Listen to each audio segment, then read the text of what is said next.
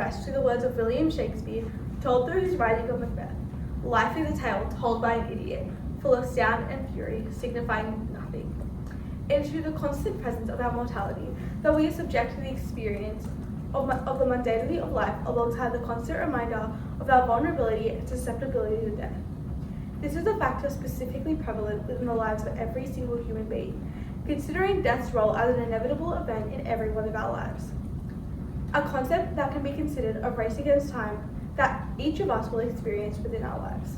The Stoic philosopher Seneca speaks of this inevitability of death with an understanding that is of our own fault in choosing to live in fear of this concept, stating that they lose sight of the day in the expectation of the night, and the night in the fear of dawn. It is crucial to recognize the role that each of us play in surrounding the concept of our mortality with fear, often causing a mundanity within our lives.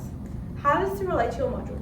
Well, as taken from your rubric, literary text can invite responders to engage with the interior world of individuals and how they perceive and feel about themselves and the societies in which they live. And thus, this concept has been explored within a variety of these literary texts.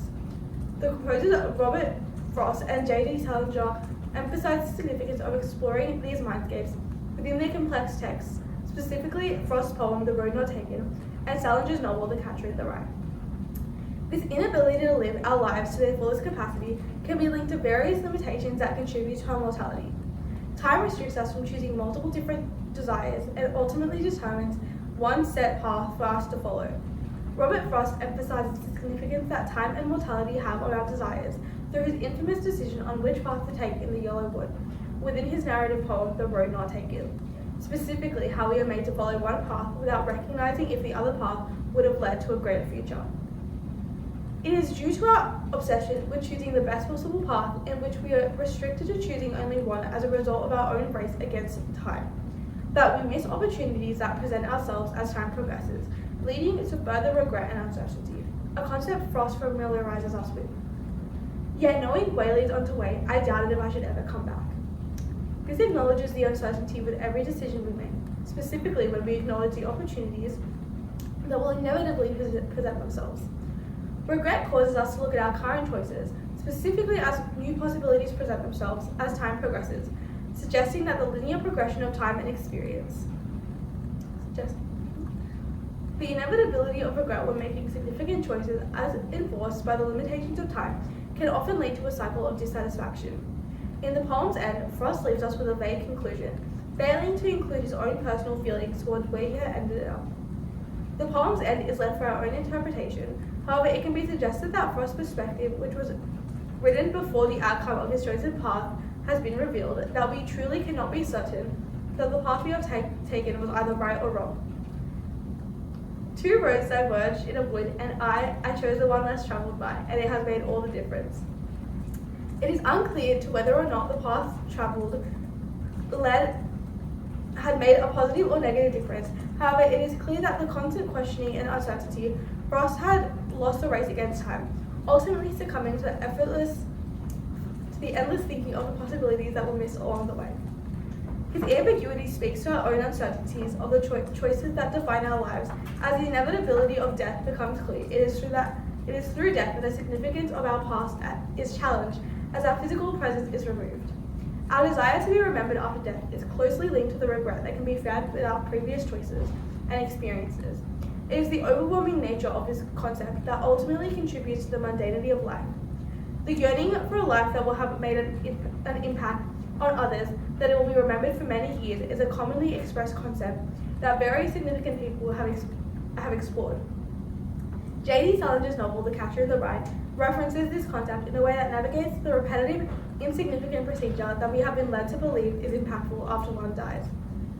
I hope to hell when I do die, someone has enough sense to just stick me in the river or something. Anything except sticking me in a goddamn cemetery. People coming and going and putting a bunch of flowers on your stomach on a Sunday and all that crap. The irony of placing the remains of freshly picked dead flowers, which will eventually wilt away, is satirical. Mundane, repetitive practices that are carried out emphasize our likelihood of remembering a person's death through a corpse. While what is typically left behind is one's body, as individuals we hope that much more is left behind in the process, rather than falling victim to the traditional procedures that we are led to follow. For example, the action of placing flowers on a lifeless grave. The desire to leave behind a message in any form, whether it be a novel, a diary, or any other form of remembrance, to ensure that the life that has been lived will not be forgotten. It is due to this desire that a race against time is inescapable. Within this process, it should be considered that the placing of flowers on a person's grave, specifically considering that the person has died, implies that they are unable to recognize if the flowers have been placed on their grave, and thus it can be suggested that the flowers are merely a coping mechanism for the griever. Additionally, Salinger's complex characters explore this concept further. The mark of an immature man is that he wants to die nobly for a cause, while the mark of a mature man is that he wants to live humbly for one.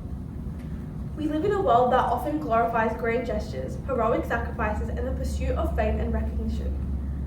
Salinger deters from this idyllic notion, emphasizing the significance of humanity and humility when striving to be remembered. It is striving to make a tangible impact in the present moments we live in that individuals on this quest typically overlook, in search for materialistic rewards to be remembered by.